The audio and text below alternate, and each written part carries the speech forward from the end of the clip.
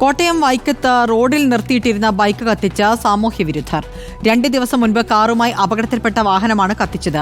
അപകടത്തിന് ശേഷം വാഹനം റോഡിൽ മാറ്റിവെച്ചിരിക്കുകയായിരുന്നു. സമീപത്തെ കടമുറികളിലേക്ക് തീ പടരാതിരുന്നത് വലിയ അപകടം ഒഴിവാക്കി.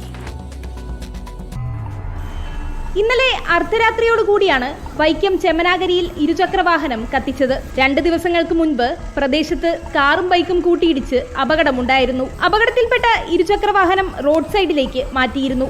ഈ വാഹനമാണ് രാത്രി പ്രദേശത്തെത്തിയ സാമൂഹ്യ വിരുദ്ധർ കത്തിച്ചത്. സമീപത്തെ കടമുറികളിലേക്ക് തീ പടരാതിരുന്നത് വലിയ അപകടമാണ് ഒഴിവാക്കിയത്. ഓടിക്കൂടിയ നാട്ടുകാരാണ് പോലീസിനെ വിവരമറിയിച്ചത്.